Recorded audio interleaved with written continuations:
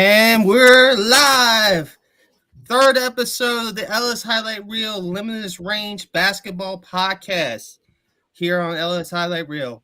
I'm your host, Brandon Ellis, as always. I got my boys from Total Apex Media, Jacob Perrine and Shane Foley. Say what's up, fellas. What up, everybody? We got a big show tonight. We got a huge show. We got the NBA draft tomorrow night at 8 Eastern, the first round. It's split into two nights. Wednesday's the second round, but mainly we'll be previewing the first round tomorrow on this episode. A lot of interesting stories there. We got a couple breaking stories that happened this afternoon in the NBA world as well, like the Dusty May news heading to Dallas, and Giannis Antetokounmpo trade circulating, probably going to happen within the next 24 to 36 hours here before the draft starts at 8 tomorrow night. But first, we promised it last week. Shane has a WNBA DFS lineup. This will be probably our only WNBA topic we cover tonight, and this is just such a big show that we have for y'all. We'll have a bigger WNBA overall start next week, so to make up for it. So and then we have a little fun segment here at the end that we're going to present as well. So it's a pretty jam-packed show. Yeah, it's going to be a fun show. The end segment is going to be fun. If you've been following trends, you probably will know it as soon as we pop it up. So with that being said, Shane, let's go ahead and get into your WNBA DFS for this Monday evening, June 22nd. All right. Well, I'm going to start this DFS pick off with someone that can't seem to be talked about in the WNBA right now. That is, yes. Look, love her or hate her, this game between the Mercury is probably going to be the closest game tonight, because if you look at all the other games based off of projections, based off of sports books, they're all saying that they're all going to be blowouts. Yeah. So that's where I would pay up for Caitlin Clark. It's 1,100 to get her. Yeah. But it's probably going to be because the only person that's higher is Angel Reese. Actually, no, Angel Reese is that's a lie. She's about 100, couple hundred lower. Mm-hmm. But that game from Atlanta is going to deal with Toronto so quickly. Yeah. So basically strategy for tonight would be like stacking as many players as you can get from that Mercury Fever game. Yes. Obviously, Caitlin Clark is one of them. Another person that I'm looking at is Sophie Cunningham. She is a decent shooting option when Clark or Mitchell don't feel like shooting it. She's projected to get at least 16.9 points, but at 5,400, 16.9 is like pretty good value. Yeah. And you also want to look for like other players that might benefit from that game being closely contested. One person I would stay away from, Kalia. Is it Copper? I'm guessing it's Cooper. Copper. Yeah, Kalia Copper. Yeah. At 9,000. I'm not sure if she's going to play up to her projection, which right now is 28.1. But she's had a couple games where she's been off.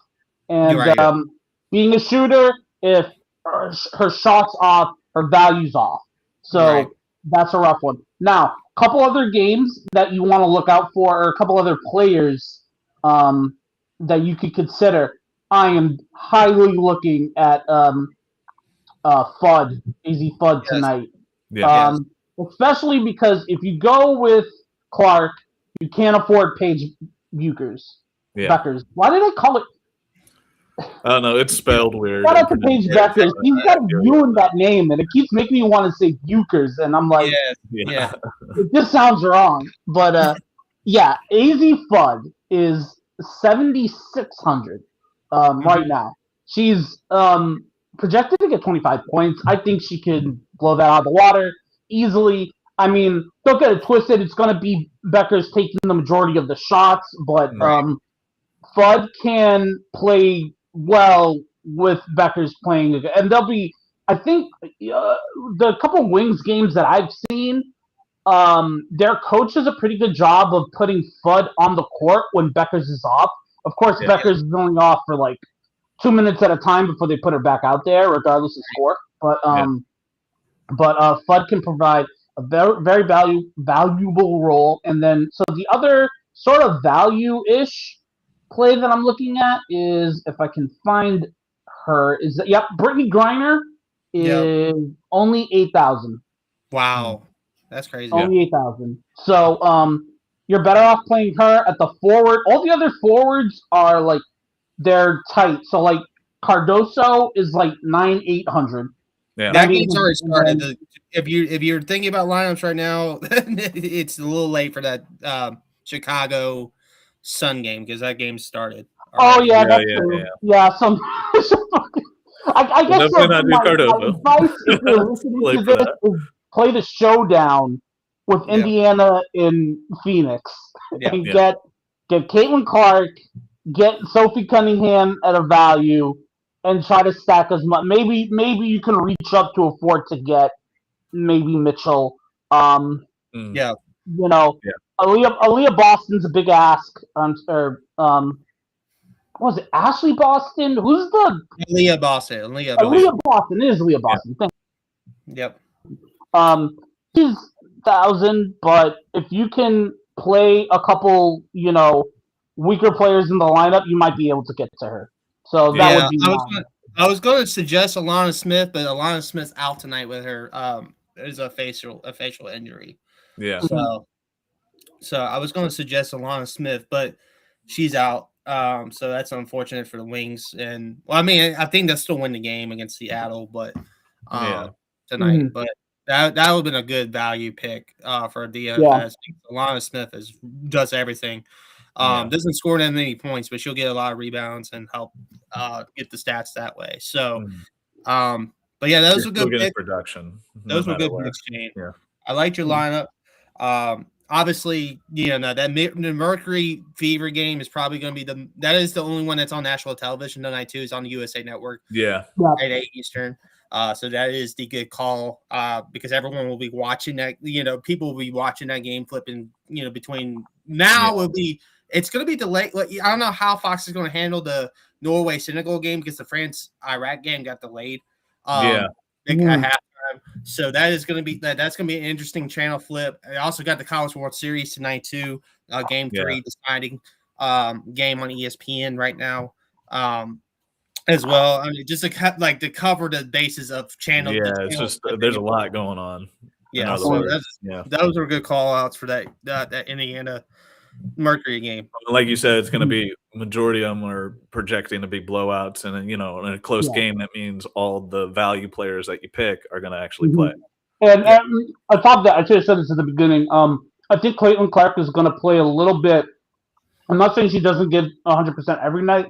She's going to give 110% after the game against the Wings where she had the turnovers. There's been a little bit of drama with her and Stephanie Clark, like there always is. So I feel like you're going to want to try to drop like 25 or something like that.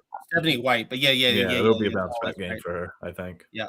Also, I will highlight this. It was the 30th anniversary of the first WNBA games over the weekend with the Liberty and Sparks.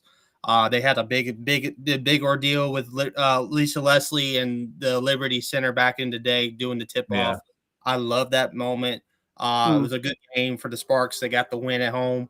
Yeah, because Agumawike hit a buzzer beating 3. I watched that game. That was a really fun game. Unbelievable game. And Kelsey Plum didn't even take over. They were down by 25, and then they came all the way back. Yeah.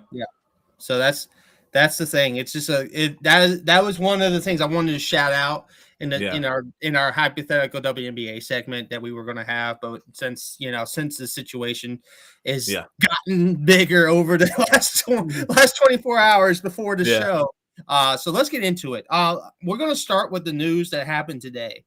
First off, we're going to start with the Dusty. First off, we're going to start with Giannis because that is the bigger news. Yeah.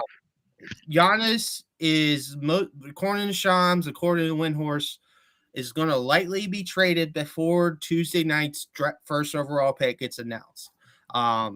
Sometime within the next, little bit here, maybe tonight during the show, we will break the news. Well, they'll break the news. Yeah, we'll react to the breaking. We'll react to it here on the Ellis Highlight Reel Limitless Range Basketball Podcast, like we have done before on Tele Apex when it was on Tele Apex Media. But let's get into the two teams that it's between. And we kind of already speculated the two teams it was going to be between, like the last few episodes when we talked about Giannis. And it turns out it was those two teams. It was the Boston Celtics and the Miami Heat. Those are the two teams it's between. Now, the terminology is saying here is so the Boston Celtics trade is a Jaylen Brown-led package with other assets. So it's not just a straight swap. It's other Boston's giving up some other assets as well in the deal for Giannis Antetokounmpo, but it's a Jaylen Brown centric kind of a deal. Now the Miami Heat side of it is more of that draft capital centric, role player centric, and other. Yeah, assets. There's a lot more players included in that deal from what I've seen than the Boston side of it. Because Jaylen Brown, obviously, you get a lot of value with Jaylen Brown versus where with the Heat you don't have that much value. So right. So with that being said, I'm going to start with Mr. Boston over here. Shane, we're going to start with you on this. Would you, if this happens, if Jaylen Brown gets traded from Boston to Milwaukee for Giannis Antetokounmpo, where would you put your Celtics for the 2026-27 season? Well, I would put them as the number one prospect, but I was planning to do that whether we got Giannis or not, so probably not great. No, it's just not. I mean, the thing with the Celtics, the big criticism has been we shoot too many threes. We don't really have an inside game. We don't attack the paint well. Giannis fixes that, and not that I'm saying we'll be good without Brown because he's a great talent, but we have less of that tendency without Brown being here. I think that also just looking at what we did in the last series, having trouble guarding a guy like Joel Embiid, Giannis also helps in that regard. Yeah. And I mean, if you look at the way the East is laid out, I'm not going to pull a Draymond Green and say that there's less talent or whatever. Mm-hmm. But considering the fact that we saw how Detroit looked in the final, or not the finals, but like the playoffs versus their regular season run with, Jamie Duren's lack of production and all that. And, we saw like what, the Cavs did. There were a couple of teams that basically got in there into the dance and didn't play necessarily up to their potential. So that's what I'm saying. The Celtics, they probably jump to at least 1B in the East.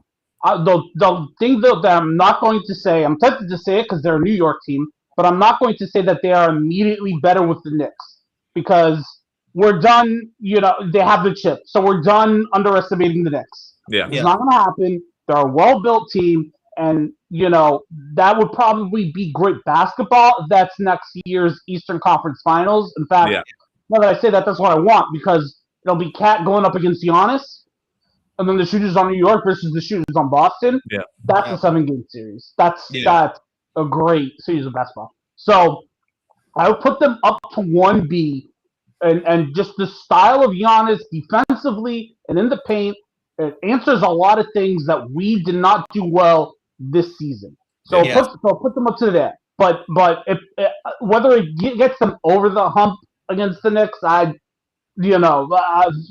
take multiple grains of salt with that if you want to make that pick, I guess. 100%. All right, so Jacob, I'm gonna give this to you. If the Miami Heat get Giannis Antetokounmpo, if the Bucks go with the go with the Miami package instead of Brown and whatever Boston gives. Also, Boston gives. Yeah. Where do you think the Miami Heat are? I think it's pretty much a lateral move for Giannis if he goes to the Heat, because I think he would be in the same exact spot. Because what was the one weakness that Milwaukee had since, getting rid of Chris Middleton and guys like Drew Holiday? Well, they didn't have any ball handlers or shot creators. And if you're getting Giannis, you're not going to get that because Tyler Hero is going to be included in that package. So you're already getting rid of one of your shot creators and ball handlers. And then, you also have to give up another, valuable player and somebody like Khalil Ware. So you're already giving up, good bench depth, size, shot creation, and all that, just to, get Giannis, who, can create his own shot too, but he's more of a paint dominant player. So I feel like he'd just be in the same position as he was now. Like a Bam Giannis front court would be interesting to see. It would definitely be a defensive. They would, defensively speaking, like rim protection wise, they would be awesome. But offensively speaking, there would just be it'd just be too jam packed in the paint because Bam is not an outside player either, even though he's improved in that area. It's just a matter of you need guards that really mesh well with Giannis, and it makes more sense for him to go to Boston where he's going to get plenty of that. Whereas Miami, he's not going to really get that. Yeah, I wore the white hot when they won in, I think it was 2013 or 2012. Yeah, it was 2013 when they wore those shirts.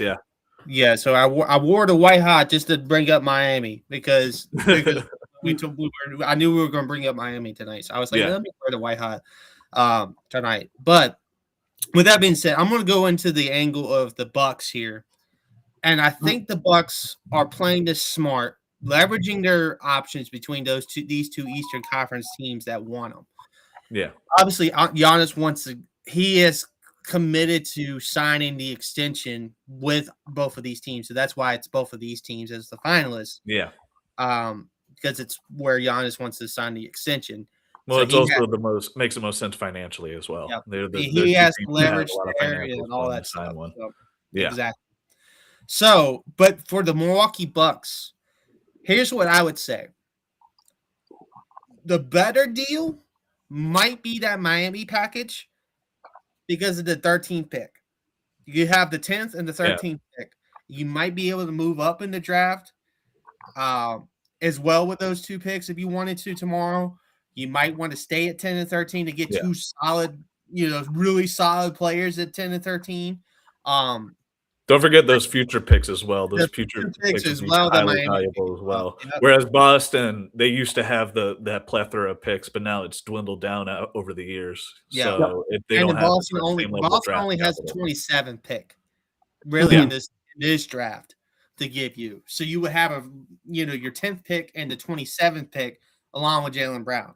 Now, granted, Jaylen Brown's coming off of like MVP season, second team All NBA. Selection. Really great season for Jaylen Brown.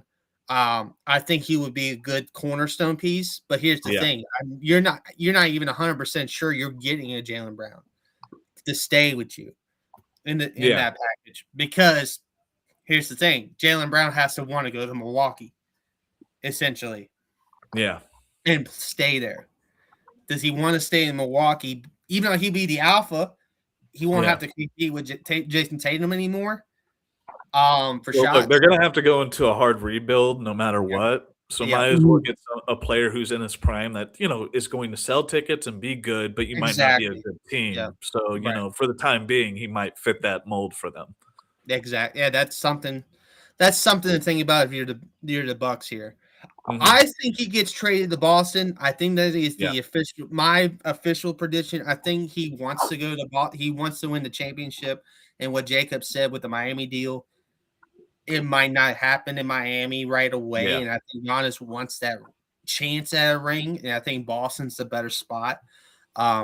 Especially for years to come because you still have Tatum in his prime as well. Exactly. So, whereas, Bam, he's 29, 30-ish now. So, you still don't have that. And he's not the same caliber of player as Tatum is. No, he's not. Even though he scored 83 off of the but that was against my Wizards who couldn't play a lick of defense to save their own life. So we don't need to talk about that.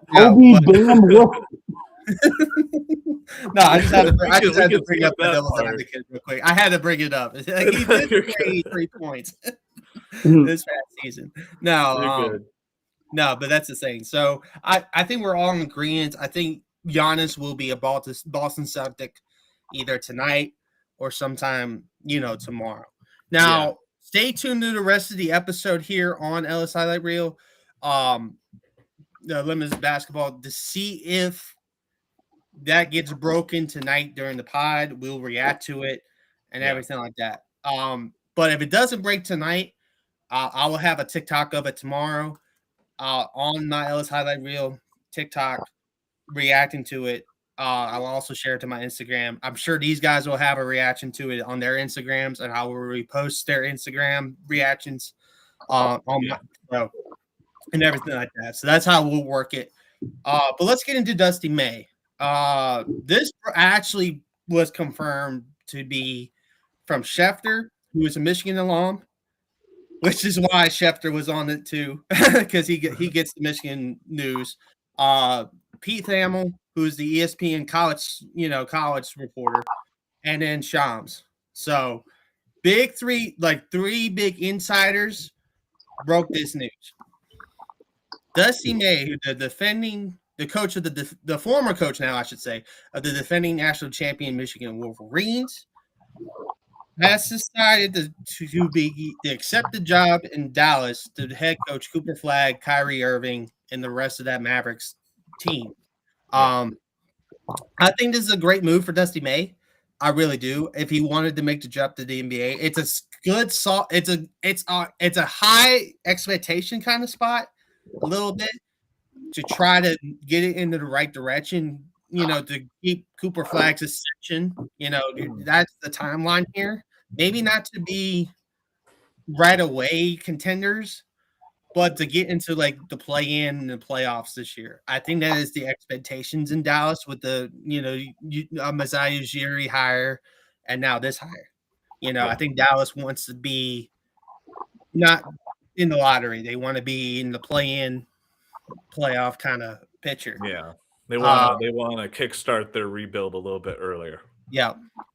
Now, I have a kind of a hot take for y'all. I think the Dallas Mavericks with this Dusty May hire could be the 2026-27 version of the San Antonio Spurs. I think they could be. They could be. They could shock a lot of people. Maybe not to the extent of making the NBA Finals. Okay, maybe not to that extent. Yeah. But enough to be like, okay, they're going to be solid in the playoffs. They're not going to be like the 2 seed in the West or anything like that, I don't think. I think they'll definitely be a playoff team. Yeah. But not in the play-in. Not through the winning the play-in. I think they'll be like one of the top 6 in the West. I can see that. Yeah. I don't think it'll be like a San Antonio story, because San Antonio was such a huge jump. They went from like 30-something wins to like 60-something wins. So it's a huge jump. It's not gonna be like that sort of jump. And the difference between that is, San Antonio's a well-run organization, whereas Dallas is, questionable in that regard. Yeah, I agree. Here's why I'm saying the potential is there. You have Cooper Flagg in his second year.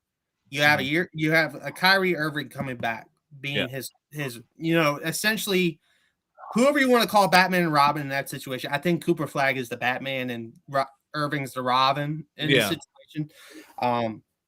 Because Flagg is the better player of the two right now. But I think that's what it is. I also want to say this too. We'll get into it more, but I think one of the Michigan big 3 that it's going to be in the lottery is going to help this team out a lot. And I think they're definitely going in that direction when they got Dusty May. I think with that 9th pick, they're going to go with one of the Michigan guys. I'll say the name once we get into the draft part of this discussion. Yeah.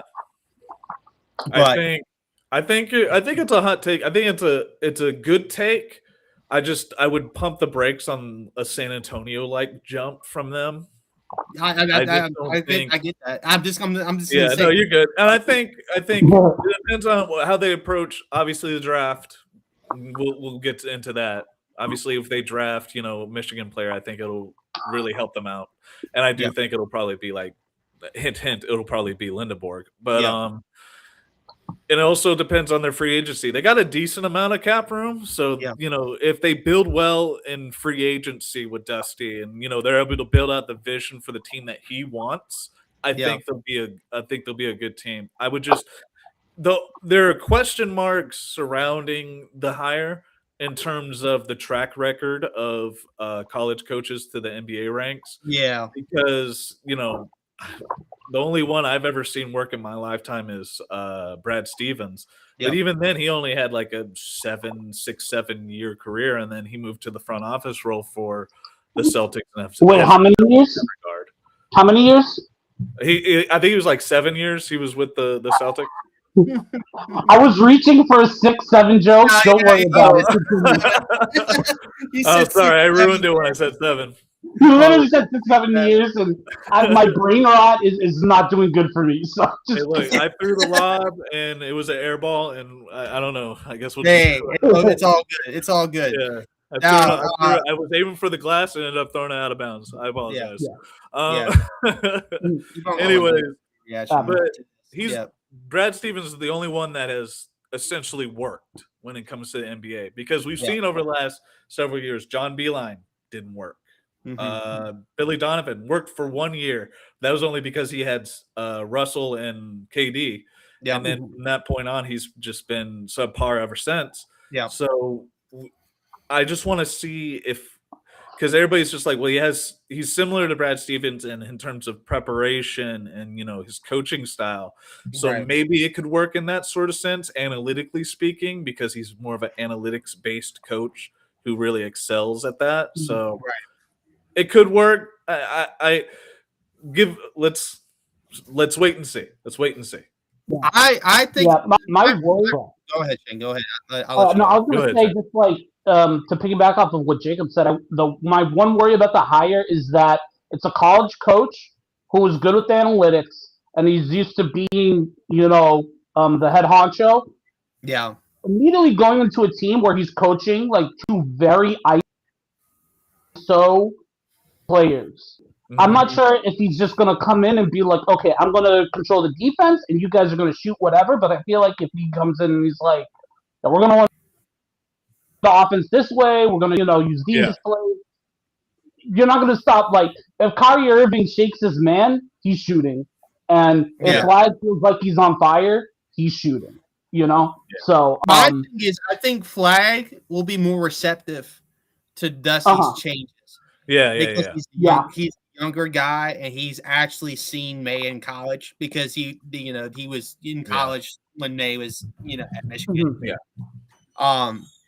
My thing, I agree with you about Kyrie. Is the concern that you have to make sure Kyrie is the one that Kyrie has to be the one to be like either buy in. Be the one that buys in. Yeah. Also, Kyrie can. No one has more right to speak about this than me as a Boston fan. If Kyrie is not motivated, he does have a tendency to play a little bit less to his team. So that could be a mistake if Dusty May says, okay, we're gonna give the keys to Cooper Flag, he's our Batman or whatever, and Kyrie's not gonna at least be able to play his style of basketball. He can get very frustrated, and that could be a toxic locker.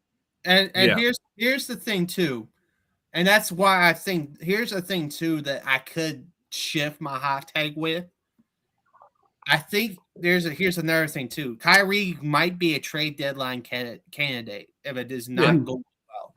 Well, he's been floated in that heading into the offseason for forever, especially this season. So I could definitely see that happening if him and Dusty are not seeing eye to eye.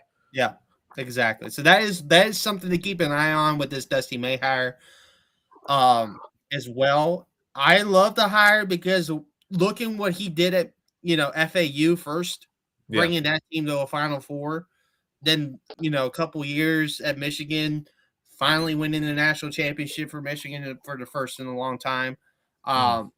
Since 2013. Well, no, they lost to Louisville that year. but they've been 2018 too. Don't forget 2018. Oh yeah, they made the final 4-20. They lost against Villanova in the championship game. Yeah, so those two near championships for the Wolverines, Dusty May was the guy to get it over the top. Yeah, I think they already hired an interim Michigan. It is an in-house kind of a guy. I think there was someone on Dusty May's staff. For I remember correctly. Yeah, he's an assistant. Yeah, he's an assistant on his staff. May, so he has previous head coaching experience. I think I forget where he was the head coach. All I know is it wasn't good. So right.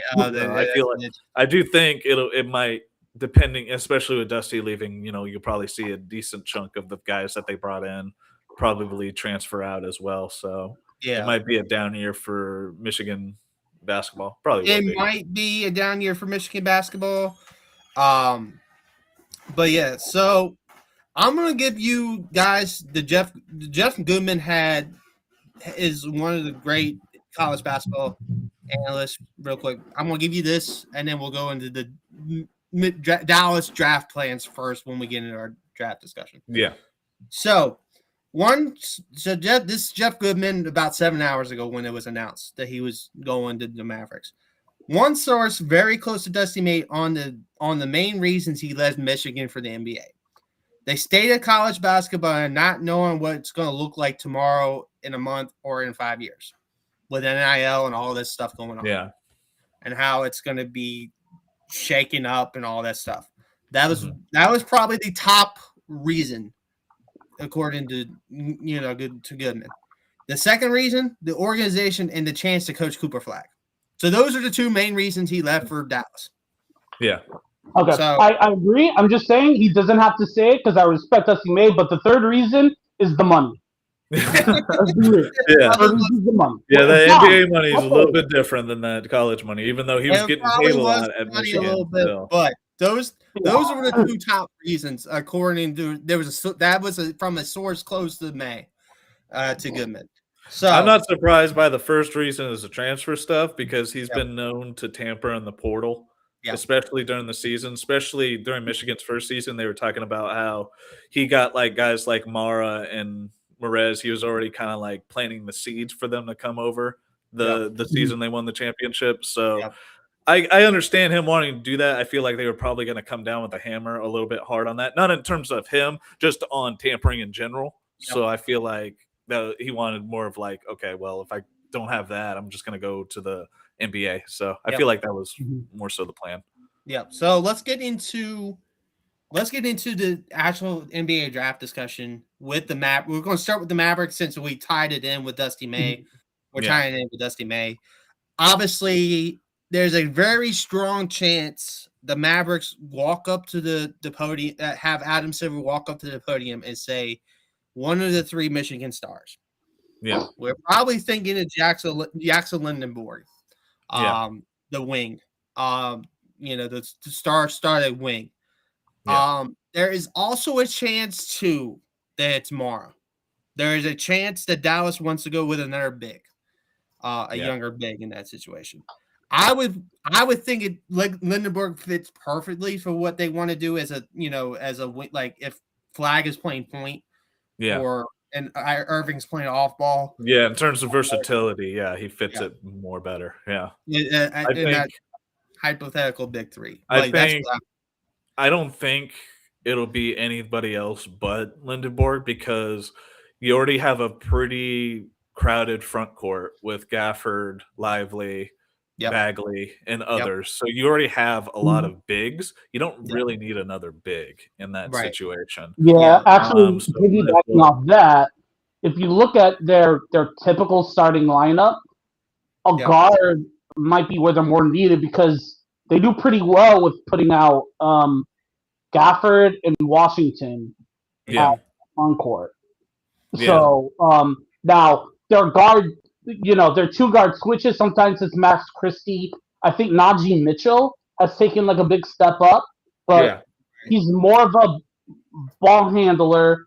I think if you get Lindenberg, he'll be more willing, like Kyrie and Cooper Flag will bring down the ball, and then he can play more off ball. So I agree with that And especially, speaking of the guard lineup, and then you can put him at the 4 because he's 6'9", almost 6'10", so you can put him as an undersized 4, and you just have so much versatility with your lineups that he just fits the mold better than Mara or Merez Johnson.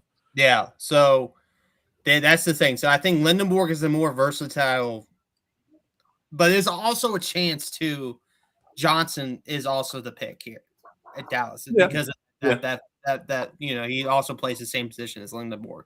I think Lindenborg's a better shooter of the two, and I think Dallas will want the shooting potential of Lindenborg to go along with it. That talented duo of Irving and Flagg.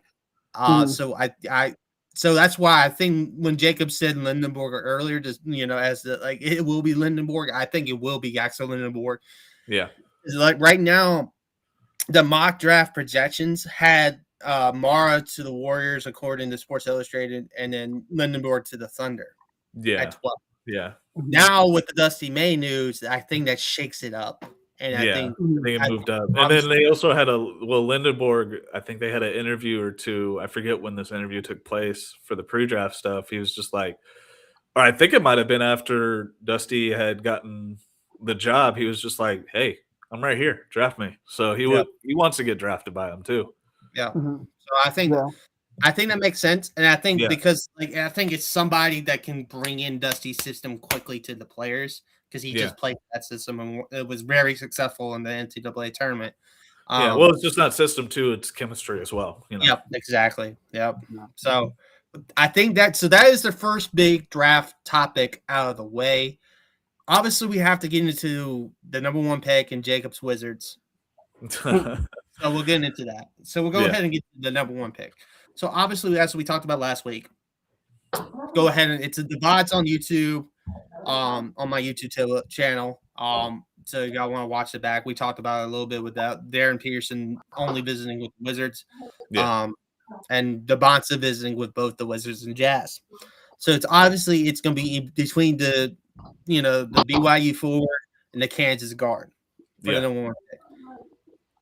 It also was the case that Shams earlier tonight on ESPN's draft preview show, said to Malik Andrews, right now, according to league insiders, league execs, the Wizards are leaning towards the Bonsta with the first pick, and I think that's the right move for the Wizards. And Jacob hasn't really said it, and I'm going to say it again: the wing is a weakness in Washington right now. I've been saying that since the first show, baby. I've been saying that since the first show when we started discussing this. So that's always been our weakness. The wing is the weakness. You need to get the wing. Go ahead and take it in the wing. Don't get fancy. Get you another 6. Peterson has a 6'10" wingspan and has long arms and can do a lot. Hey, look, he's 6'6". He's pretty tall and lanky himself. It's just, I'm taking the guy that's 6'10", almost 6'10", and has a 7 foot something wingspan. So you're picking the taller player in that situation. What would your reaction? I want to pitch this to you since you're the Wizards fan in here. I have other Wizards fans here in Virginia. Yeah, I'm pretty sure their reaction will be the same as yours. But go ahead, give me your reaction. I'll probably give you my friends' reactions. If we draft Darren Peterson? If you draft Peterson instead of Dabonsa. My first reaction would be distraught. I would be distraught. I would be saddened, and I would be solemn knowing that everybody in the front office would be probably fired. So, because it's such an obvious. It's obvious. Yeah. It's so obvious that it's Dabonsa. It's right there. You don't have to overthink it. Look. Darren Peterson will probably be a really good player because he has the skills to exceed at the next level. We saw it in college. I would say DP is a better scorer than Dabonsa, even though Dabonsa led the college in scoring. But I do think his shooting and just his overall offensive game in terms of scoring is so much better than Dabonsa's, because I think Dabonsa is a little rough around the edges, especially in terms of shooting. But everything else cuts Dabonsa's way: rebounding, defense, availability. Yep. Just like all of the qualities, other qualities he excels more in than Peterson. And if we draft Peterson, we're essentially saying we're punting on. Well, I guess we could say Will Riley could make a step up. I'm just like, yeah, he could, but at the same time, I want to get the prospect that has a lot more potential. Will Riley probably be really good. Trey Johnson probably will be really good, but at the same time, I want to get somebody who has a little bit more to offer the team in terms of our strengths than somebody who maybe excels in some areas, but but amplifies our weaknesses just a tad bit more. Yeah, and now I'm going to give you my friend's reaction. A lot more expletives than yours. yeah. I was trying to keep it clean. Yeah. A lot more expletives than yours. And I will probably see if they do draft Darren Peterson, I will probably see like F this team like several hundred times in my private group chat from one of my friends. Shout out Chaz. I hope they pick the Bonson for you, Chaz. I really do. I hope they pick AJ for you because and you just for his mental health, just for his mental and emotional well-being. Yeah. Because y'all have been suffering for a long time since John Wall. Look, I'll do a little comparison because I was thinking about it before Trae Young did his re-signed with us earlier today. I was thinking, okay, so we go into this draft, Trae Young hasn't re-signed. Okay, I can understand us going DP route because like Trae Young hasn't re-signed yet, so we're just like, okay, are we sure he's going to come back? I would have been more distraught if we got DP and then Trae Young didn't re-sign. He went somewhere else. I would be vehemently pissed off. Like I would just be like, I would think about retiring as a Wizards fan. I would think about it. I would think about hanging that jersey up. I'm just being like, nah, I'm not doing this anymore. So thankfully, none of that came to fruition. All we got to worry about is just like, okay, the draft is tomorrow. Just draft AJ. That's all we got to do. Yes. But yeah, no, that's the thing. So my friends are actually talking in the group chat right now about this episode. So shout out my guys, and everything like that. So, but yes, I think here's Chaz's text from to my group chat. I would love to swap picks with Utah for Ace Bailey if the Wizards want Peterson, but they would have to bluff like a Yeah. So Chaz, you probably y'all want DeMonsa, and I hope y'all do get DeMonsa. So shout out to Chaz. I don't really want Ace Bailey. I'd rather have DeMonsa. I think Utah messes their future up if they do that because the point is to get Bailey, Mark JJJ, and then a big guy from this. So if you lose out on Bailey, it's like. You go from Kessler walking out of back in the bottom five to what? You have so many different holes on your team at that point. You're just like, look, you gotta don't trade Ace. Leave your young guy over there. Let us get our young guy, please. Yeah, exactly.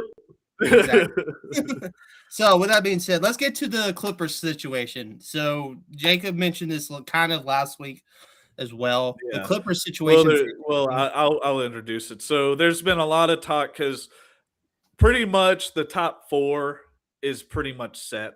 Yeah. It's going to be Caleb Wilson. It's going to be Cam Boozer. It's going to be DeBonsa and DP. So all of those, we some of it may be a different order, but we know who the top four is.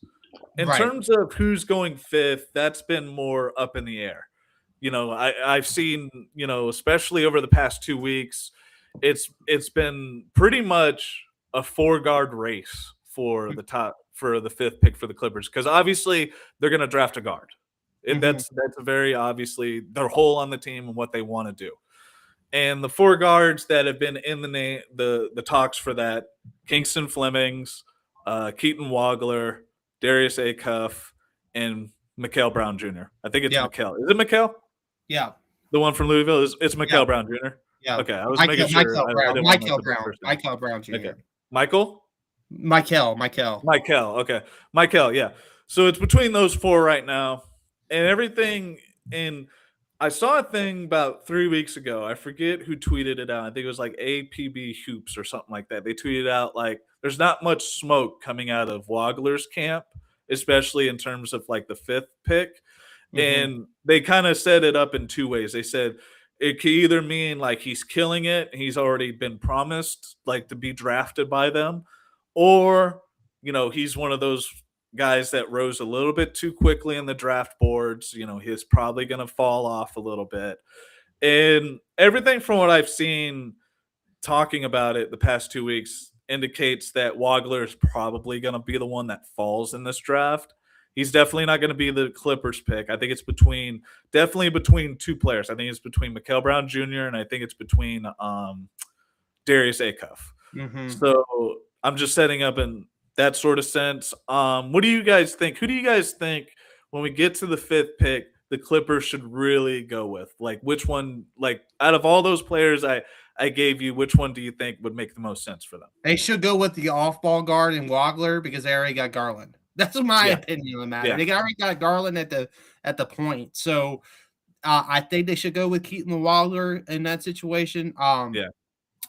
Because the other 3 you mentioned are point guards. Like Mikal, he's more of a combo guard, and same as Acuff. But Acuff the thing about Acuff is you don't want a backcourt with him and Garland because they're too undersized. Because both are 6'2", so you don't want your backcourt to be just this undersized. Because size and versatility rules the NBA right now. Yeah, exactly. So, You want it in that sort of sense. I think Mikal Brown Jr. could fit that. Like, if they don't want to go Wagler, I think Brown Jr. would make more sense because he's a really good shooter and he stands at 6'4", so he's not an undersized guy.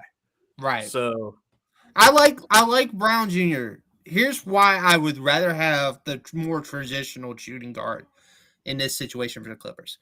Yeah, you're not sure what the situation with Kawhi Leonard is going to bring. The investigation into that investigation that probably over paying him under the table sort of stuff. Yep. You don't know what's going on with that.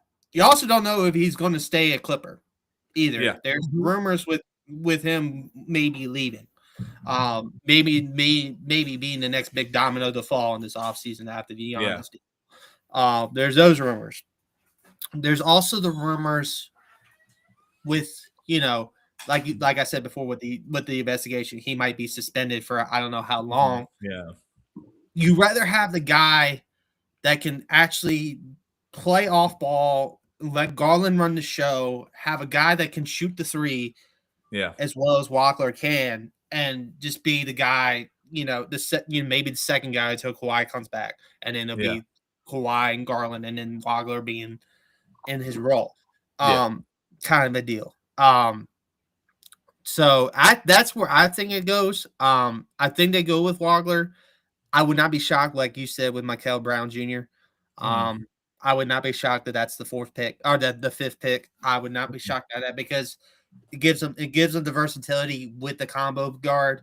I would be shocked. Who out of that lot then, if it's Wagler, then who's the biggest faller? Would it be like somebody like Kingston Flemings? He's already gonna. I think it's Flemings that falls. I think draft. Flemings is already kind of projected to be the one that falls down further out of all those guards. But like out of like the other two, Brown and Acuff, I think it'd probably be somebody like Brown. I think Brown would definitely be the biggest faller out of those two. Yeah, Acuff, yes, I agree. Yeah. I think if Wagler goes 5th, I think Acuff goes 6 or 7. Yeah, because I think Acuff has the potential to be an Allen Iverson type scorer right away in this league. There's the potential for Acuff to be that kind of guy. Here, let's Shane in on this real quick. Yeah. Shane, you wanted to say something? Two things. First of all, Brandon's not only right, he's double right, because when Garland comes off the court, Benedict Mathurin comes on. So we have our ball controllers on the Clippers. Whoever comes in, I mean, they could start him right away, but I think the Clippers, I wouldn't blame them at all if they just kept Chris Dunn on the starting lineup and then have whether it be McDuff or whoever, Wagler, come in. But they might want to act like they're drafting Acuff or Fleming, and see if they can get either the Mavericks, the Warriors, the Kings, and even get one of them to bite if they want one of those players. Yeah. Because if you're going for a traditional 2 guard, and there are other teams who want a really, really, really good guard, you might as well do that switch and see if you can get something for it. So exactly. Yeah. Good point, Shane. Because that 5th pick is the real drama of this draft, like we've been saying, because that is the potential trade-out spot. The trade-out spot of all trade-out spots in this draft. I don't think Chicago moves out of 4. I don't think Memphis moves out of 3. No. Nobody out of the top 4 is moving. No one in the top 4 is moving out of their spot. Maybe if the only one I could see maybe moving is maybe Utah, because Danny Ainge and the Ainge family are crazy like that sometimes. But and of course, because DP has only done a workout with the Wizards, so he's already kind of insinuated, I don't really want to go to Utah, so maybe a swap there, but I doubt that's going to happen. I doubt it's happening. I unless Danny gets like a steal somewhere, like literally a steal, like he usually does. Yeah, but I just don't see that coming to fruition for this draft. There's one reason why I could see it possibly happening, and it's a really simple reason. Were I a 20-year-old like athlete, I'd probably want to spend my nights in LA rather than Salt Lake City. True. But I kind of feel bad for Jazz fans because they dealt with that a lot, and I mean they really haven't had like a super that team with Donovan Mitchell was good, but if you like take out that team, they haven't really been dominant since like Stockton Malone. Yeah. So they had trouble. I mean, they've been a playoff team, and they were sort of consistent for a long time being a playoff team. It's just they never, like you said, they never had the star power. Yeah, like, power. Mitch is the only notable like big time star that they've had over the past 20-something years. Yeah, exactly. Yeah. All right, so I think we covered the Clippers. We covered the top 2 picks. Obviously, Boozer and Caleb Wilson is another debate. I think if Memphis is the pivot point for those two. If they want they want the more versatile defender of the 2 of them. I think they go Boozer at 3. Well, I think Wilson's a more versatile defender. I agree with you. Versatile and a better defender. So I'll concede that point. Yeah, I'll concede that point because I think I think they go with Wilson. I meant to say I should have said Wilson. If they want to have more versatility, defensive wise, I think if they want to build their front court up and have Boozer at the 4. Yeah, then maybe go Boozer. And I think the strength for Boozer in terms of the argument between him and Caleb Wilson for that pick is he's a lot more consistent. Like like even though he had a bad NCAA tournament, that was like the only stretch where like he was bad. Yeah, like everything else, he's been like excellent. And well, I hope Memphis takes a 4 because it would be really like feels bad for Zach Edey if he great college career, 1 year in Memphis, and then you're forgotten. Well, you're trying to build out that front court because you've lost so much. You gave up Jaren Jackson. You gave up other bigs. I forget their names. So and Brandon Clark, unfortunately, you don't have him anymore because he passed away. So you're already really short in terms of front court depth. So you really need to add that back in. Actually, I was going to ask you guys this question. Yeah. If you're Memphis, I don't think they're going to do what they should do, but in terms of what they should do, to me, there are only 2 options. You try to compete this year, in which case you bring back Morant. Yeah. Or you let Ja go and complete rebuild, which you still probably want to get like your Boozer or whoever anyways. Yeah. But what do you think Memphis should do in terms of that? I think Memphis. I think they go full rebuild eventually. I think they trade Ja at the deadline. I think they keep him until the deadline, and I think Ja is one of the trade candidates. Yeah, well, I think they want to do that to build up his value a little bit, so that way then they can trade him because he doesn't. Ja doesn't have much value right now. No, he don't. Like in the offseason, like if they want to trade him, get him back in, I'm thinking the way they're going to approach it is definitely going to be a rebuild, but I think they're going to run the offense a lot through Jaw, so that way they can build up his value back up and be like, okay, he's looking like he's back in form. Why don't you guys come over here and trade for him? So I think that's what the plan is. I think that would be smart too, but I know there's some beef within the coach. Yeah. What are you saying, Shane? Sorry. I was just saying I know there's some beef with him and the coach, so it would have to be part of it. So it might have to be a lot of, like, okay, surrender now, we're just going to be nice, But I do agree with that in terms of what they should do is give Morant a lot of minutes to see what you can get for him. Yep. Yeah. Exactly. I think they should draft Wilson and Boozer falls to 4. I think that's what they should do. Is draft Caleb Wilson. Even though the thumb injury could be a concern enough where they could take the safer bet and go Boozer of the two. I mean, I guess, but even then, it was only something that came up at the end of the year. It's not like a DP situation where he's sitting out games because he's cramping. Or I took too much creatine, guys. I can't do it tonight. Yeah. Too much creatine. I'm too slow. Yeah. But took too much creatine, guys. Sorry. So I think definitely Wilson would be the better pick out of those. I 100%. I think I like Caleb Wilson as a prospect more than Cameron Boozer. Yeah. But on the bright side, if Boozer does follow the 4, he does follow his dad's footsteps and plays for the Bulls. So that is something. That's something for to keep it in the family kind of. But let's go middle of the lottery here. Obviously, the Warriors and the Thunder are, other than the Mavericks, where we already talked about with the Michigan situation. Then with Dusty May and Lindenborg. Now that opens the door for the Warriors and the Thunder with key spots in this draft. Even though it's 11 and 12, you're kind of getting the back end of the lottery talent. Even though this draft is deep enough, there's solid 12 players that are really solid that can really help the team. Kind of a deal. I do think the Thunder if Mara falls to the Thunder, I do think they take Mara. I really take Mara? Okay. I really do because of the whole situation with Chet and Wemby. I really do think they take Mara to combat Wembanyama.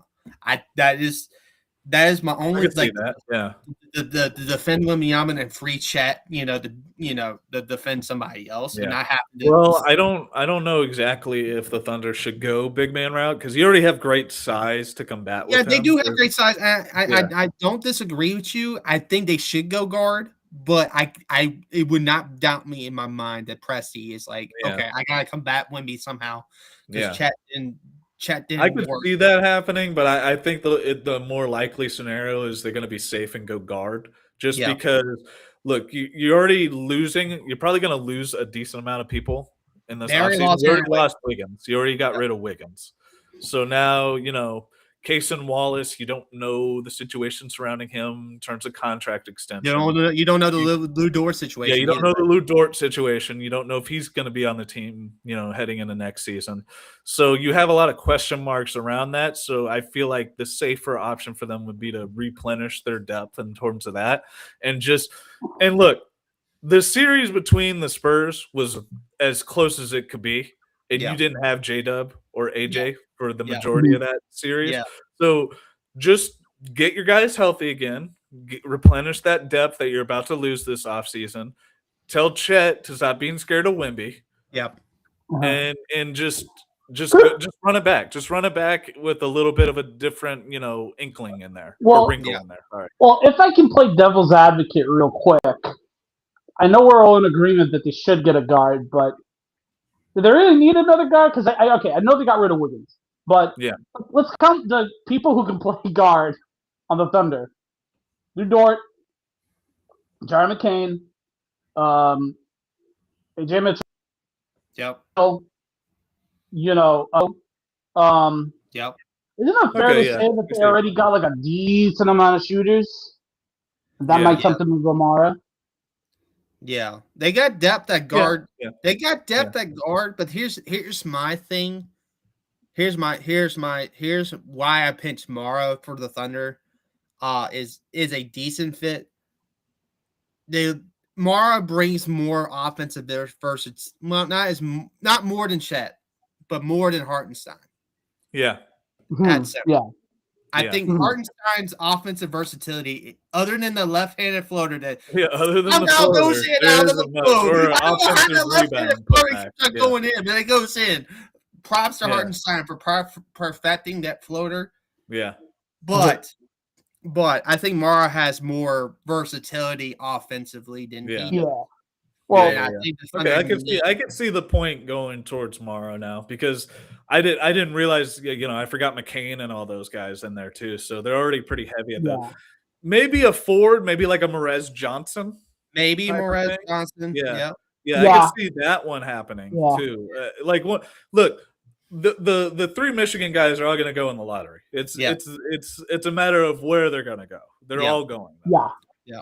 And I think we pegged Lindenborg to Dallas because of the versatility, but a lot of teams have had Lindenborg to the Warriors, or a lot of writers have had Lindenborg to the Warriors, Lindenborg to the Thunder.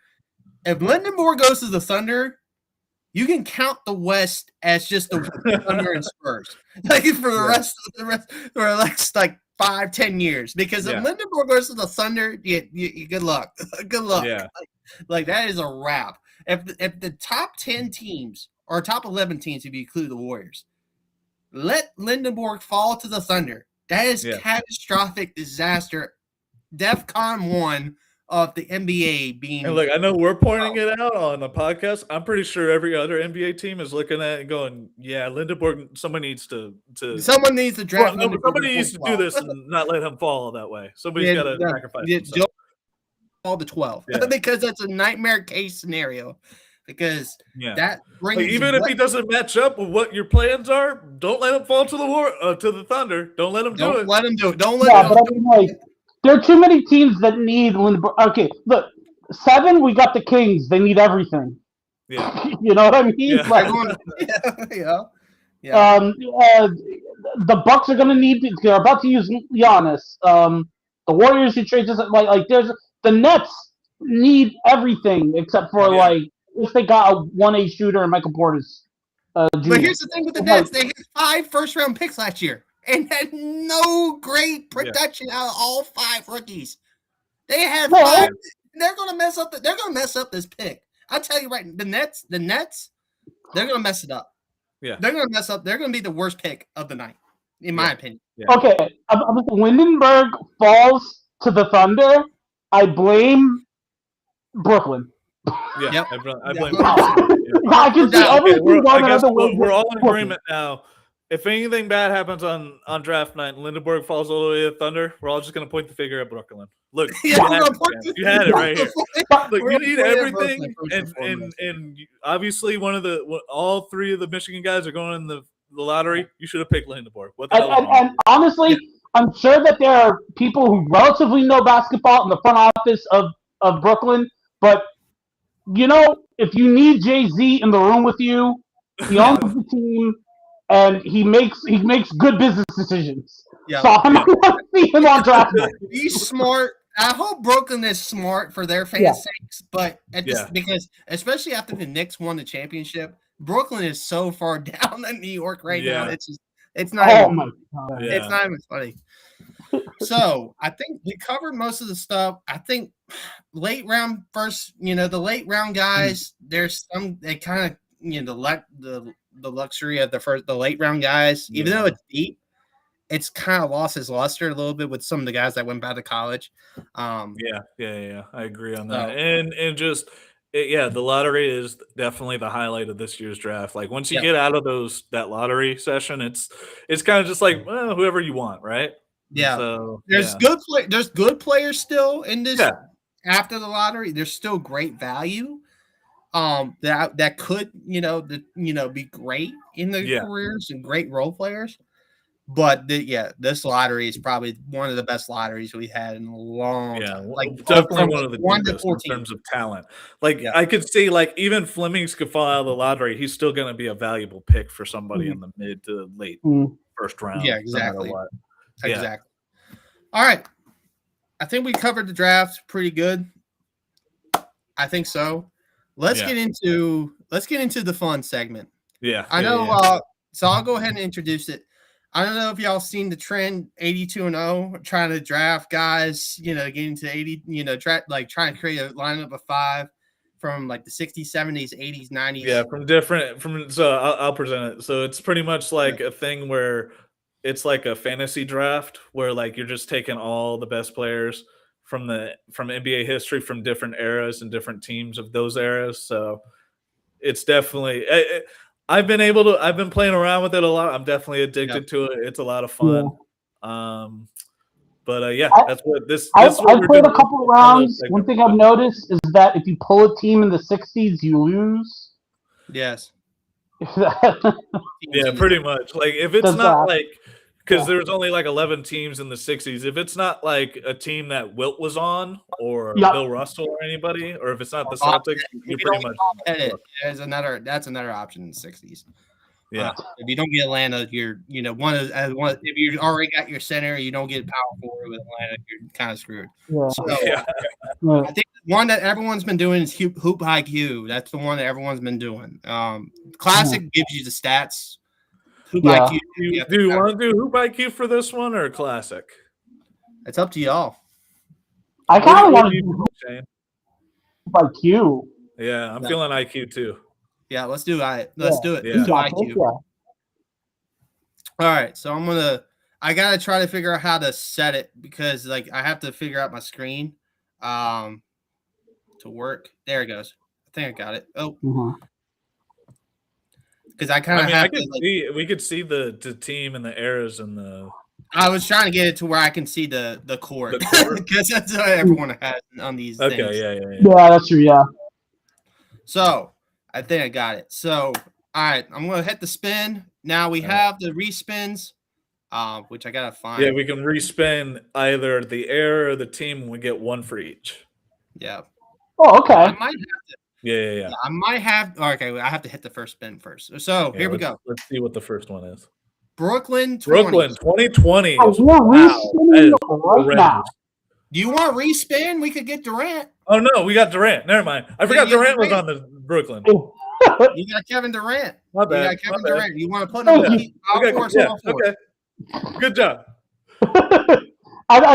I was looking at about Brooklyn earlier. I was just like, man, have they been good this decade at all? It feels like they're not. They have Kyrie too, but we're going with Durant. Durant's the better player, so we'll go. So do you want small forward or power forward for Durant? We'll do small forward for now, and then we'll see how the other picks roll out. We can always change small it up. Forward. All right, so small forward. Power forward. That's a good start. That is a good start here. This is a good start.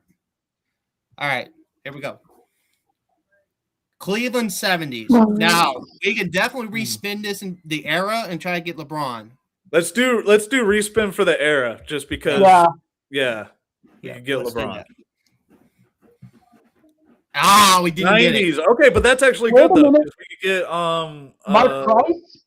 What's his name? He was a sniper. Price? He wore 25. Forget his name. Mark Price. Yeah, Price. We got the Price. Yeah, Mark Price. Yeah. Price. That's good. Yeah, that's pick. solid. Yeah. That's solid. I don't know if we'll go 82-0 with this team, but definitely we'll find out. Not with Mark Price, but hey, it is what it is. It is what it is. All right, so number three spin here. Now we get LeBron.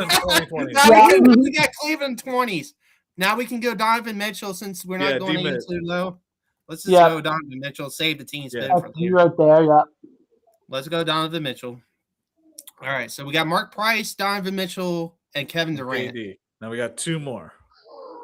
Two more spins, everybody. Chicago 2010. Oh! See, that's the thing. We could have saved the era spin for MJ.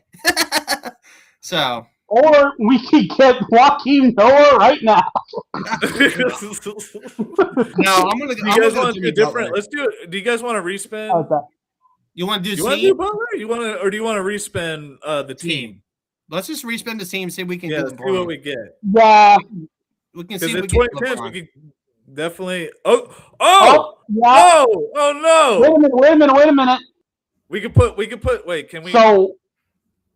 We can put Harden or we can't do Russ because we can't move Price. We can't move Price. Oh, okay, you're right. We're stuck there. I think we can do this though. We can get Melo and move Durant. Wait, Paul George. We can do Paul George. That's a good call. We can do Paul George. He does have better Thunder stats. Yeah, he was great with Thunder. Yeah. All right, now we need our center. And OKC. So this is Seattle. This is Seattle centers. Yeah. Wait, Sean Kemp? Here, keep going down. I'm trying to think. There was somebody on there. Oh, Detlef. Yeah, and then there was what's his name? Detlef. I think I can tell you Detlef was like 16 a game in the 90s. I've trusted Detlef before. Sean Kemp's probably the guy we'll go with. Okay, well that's fine. Even though we're a bit undersized. Yeah. Sean Kemp, 62 and 20. 62 and 20 this first go around. So Mark Price got us 17 a game. Donovan Mitchell 26. Durant 28.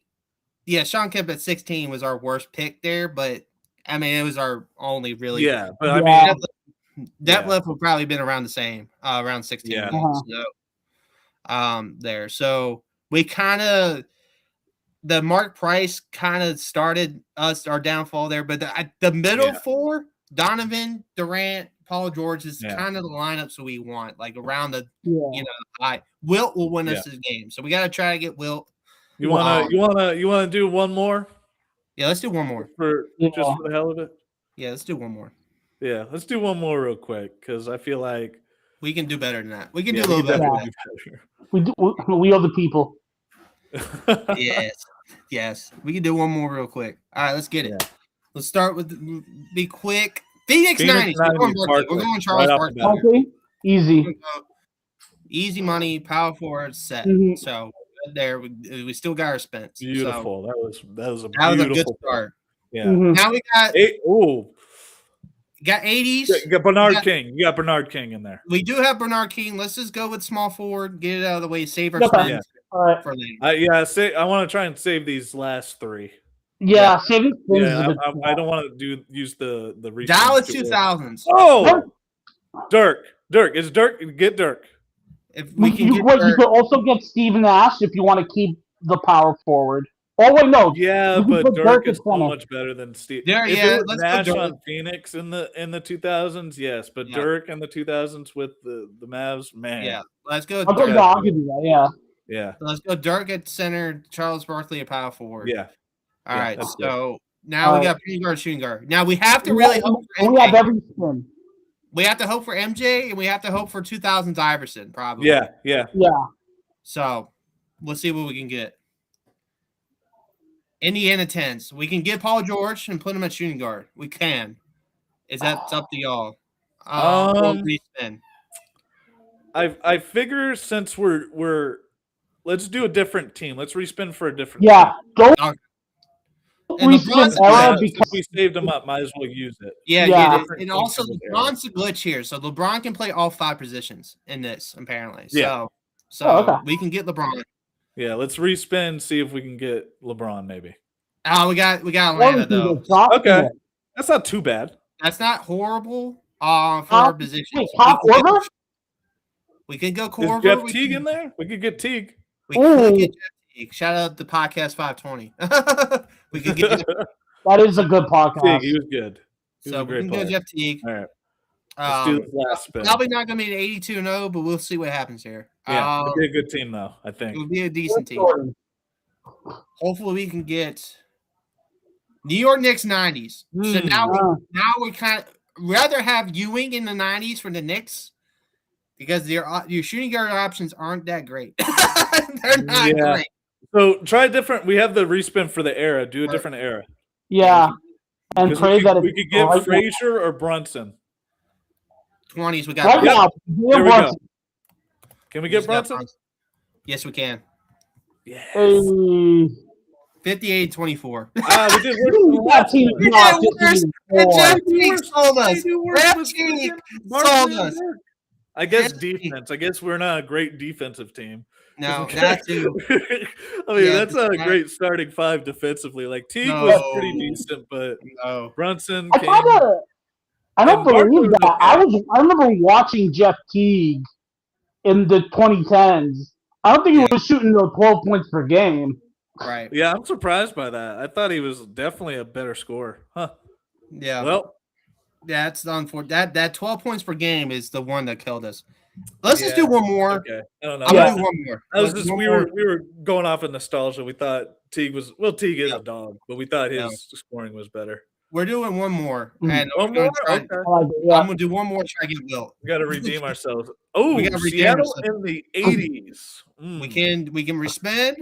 We can go with Seattle players in the 80s. I'm trying to think. There's not a lot to choose from. If it were Seattle in the 70s, we'd be fine because we have Dennis Johnson. But exactly, we don't have DJ. I'd respin. You want team? I would respin since it's our first one. The era. That's okay. I like that. I like that. Try to get Durant. Try to get Durant or Westbrook. Ray Allen. Or we could do team and maybe get lucky with like the Celtics or Bulls, the Lakers. Or Bulls. It depends on what you guys want to do. I'm cool. Bulls, Rockets, Pistons would be good. Sixers. Yeah, so there's maybe a lot of good teams in the 80s. There's a lot of good teams. There's a lot of great teams in the 80s. The Bucks were weirdly good in the 80s. Yeah. Sixers. Yeah, let's go team. Let's go team. Golden State. Ooh, okay. All right, right off the bat. Chris Mullin. Yep. I like that. I like that call, Jacob. I love that call. Chris Mullin. All right. Let's go with that. All right, let's go. Memphis, 20. In the 20s.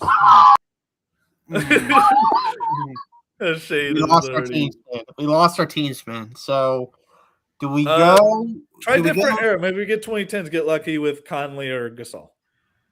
Yeah, because I mean, we might as well because this is a punt if we don't get it. Yeah. Really. This is not good if we don't get it. Not a good start. Oh. Okay. We get 90s. Even that. So like literally, Jalen Williams. We can get Jason. We can get white chocolate. White chocolate, yeah. Well, we can get Jason Williams. Okay, we'll do white chocolate. You do white chocolate since we're well. I think here's the thing too. Mike Bibby or white chocolate. We can go. We're going point guard. Bibby was better with the Kings than he was with Memphis.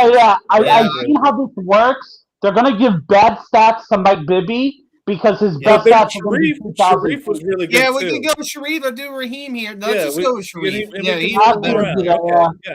Let's go with the better player here.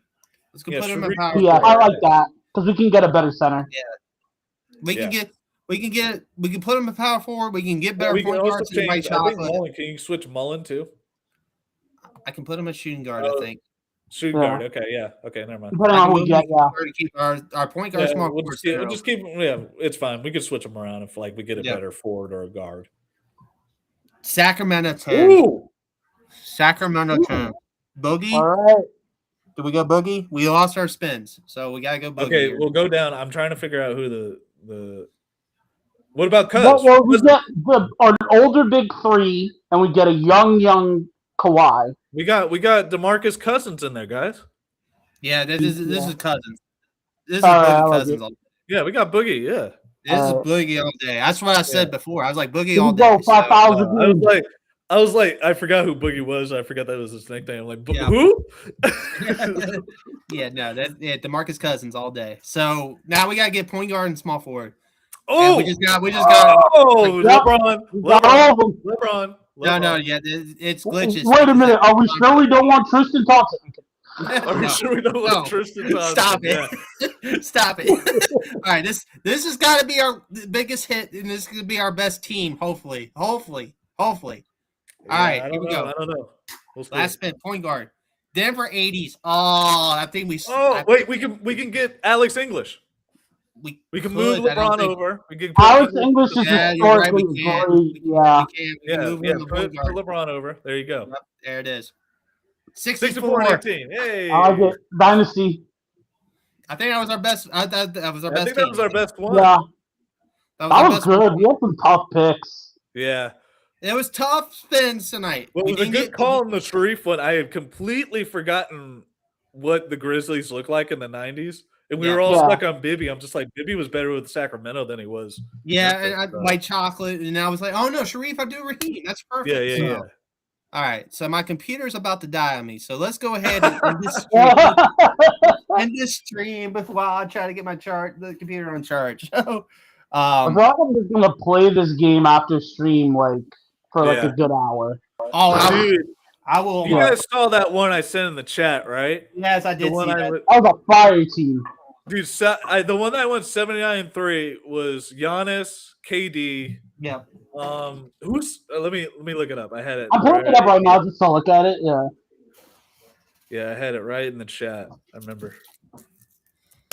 Yeah, it was Luka, T-Mac, KD, Giannis, Embiid. Yeah. That was a great team. It was Luka when he was with the Mavs 2020s, T-Mac when he was with the Rockets in the 2000s, KD, Thunder 2010s, Giannis 2020s, Embiid 2020s. So I just want to know how that team didn't go 82-0. I want to know which 3 teams beat that team. Yeah. Because that front court is swallowing up everybody. Yeah. From what I understand, I think they just count the aggregate of all the 5 big stats. So I feel like you need a guy who can get steals. Because that's the only thing that's wrong with this team. I mean, because you got everything. Maybe you don't have a lot of assists, but you have a gajillion points. So in real life, points in the world, man. I don't know. Well, I mean, we got Luka for the assist. We'll do okay on that. All right, he can shoulder the load on that. We don't need him much for scoring. We got three. We got 3 other scoring champions on the team. So that's what I'm saying. The algorithm, it might not work, but if you put this game on the court, they'd score 200 a night. So there's I'm just obviously the algorithm is not going to bear that out. But who's beating that front court? Come on, man. Yeah, exactly. With that being said, this has been a great episode. We'll probably do some more of that next week on next week's episode. We'll probably keep on doing the 82-0 for a little bit. See if we get lucky. If we can, I think we can try to get. If we can get 82-0, that's probably when we'll end it. But if we get to more important stuff, we might have to skip a week. Obviously, free agency. Maybe episode, But obviously, with the off season and coming up, we're just whatever works.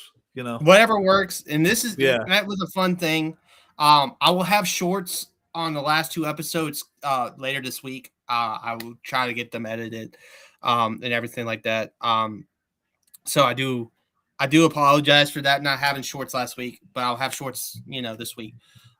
Make it up for it. So I will have the shorts done Friday, and I'll probably be editing most of the day Friday. Try to get it all done, get them nice and stuff like that. So that is the plan for Friday for me this week, is editing and getting the shorts out and stuff. But yeah, you can find I'll have my off the wall baseball show with Chris. We were supposed to go last night, but I wasn't feeling great yesterday.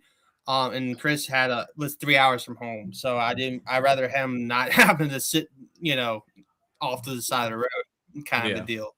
So we'll have probably our show Wednesday, off the wall baseball on Ellis side of the reel this week to make up for it. I think Wednesday will be the date for that, so tune in for that. Also, I'll be writing also this week. Finally, I've been meaning to, but I think this is the week I finally get on that and get some articles out.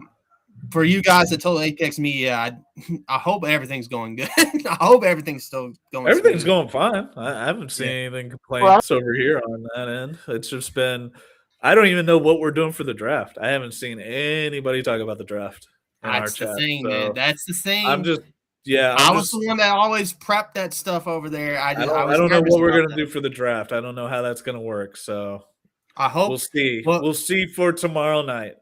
In terms of where you can find me and Shane, you can find both of us at totalapexsports.com. Both of our profiles are on there. All of our articles are on there within our profiles, so you can find our work.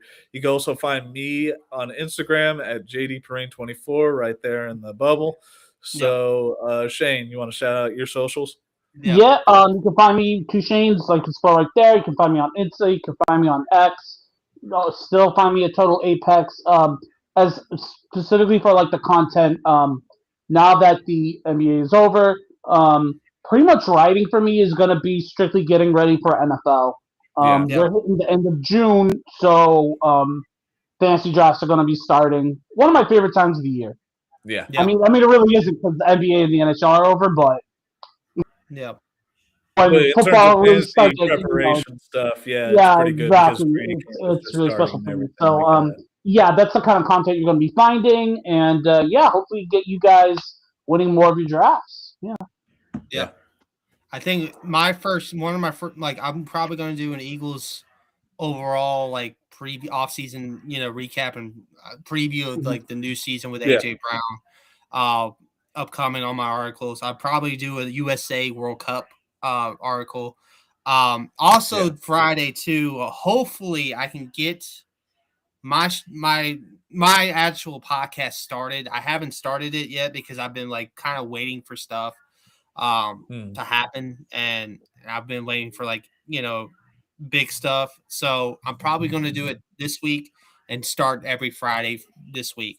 And then after I do my live stream on Friday, I'll do editing and all that stuff for shorts for the basketball show and baseball show, and then probably do the editing for the shorts on the in other words, audience members, Brandon is a very busy man. I'll be busy. I'll be busy. Very busy man. I'll be busy on my end. I'm trying to get it all kind of started. It's fun. I'll be busy this is the week I'm probably going to be doing my busy work. A lot of my busy work and actually doing the stuff I've been meaning to do. Just because I've been trying to keep the pods, kind of alive from what I was doing before with Total Apex Media and everything like that, and bringing it over here. And it's not like it's doing great view wise, but at the same time, I'm not worried about the views. I just want to do it for fun, and that's the thing. I'm doing this for fun. I got to try to do it for fun, and that's the thing. So that is the plan. And for me, it's been great. I'm so thankful for y'all, taking y'all's time and joining me on this endeavor. I know everything over there right now to Apex. I don't know, like ever since I left, it was kind of up and down, but I think there's some ups maybe right now from what I've heard, but hopefully everything's good. So I don't know too much about the situations. I kind of just keep to my writing and just do y'all. That's the main thing.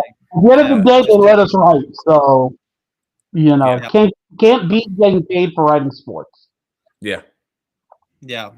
I haven't. Yeah, that's the thing. So just do y'all's thing. I don't know who's actually managing the site now over at sports. Maybe it's Vin and Andrew, since they're the fantasy guys, and maybe they're managing it since it's merged. But I'm not 100% sure.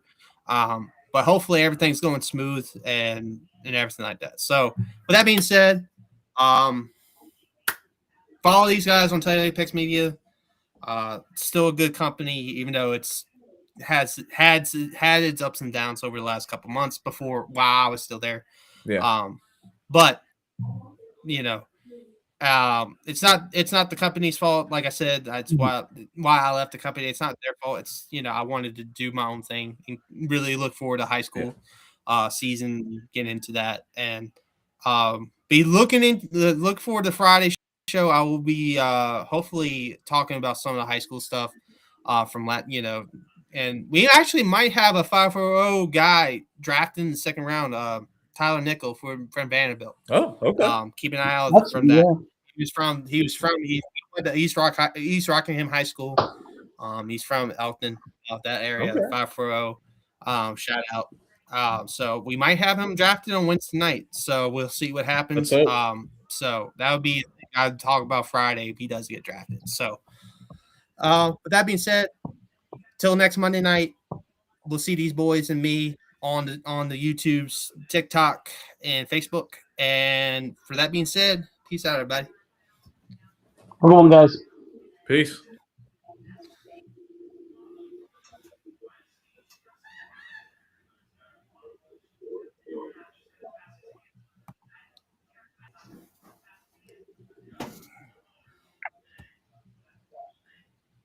Did you hit the button yet? It took its time. Oh, okay. I'm trying to end it. I was frozen. I was just waiting. Okay. Computer wants to be technological. It wants to die on you. Yeah. I knew something was going to happen technologically in this. Well, at least you didn't bow the live stream like you did last I know, week. right? I know. Yeah, I know. Yeah. I didn't lag out or anything, so.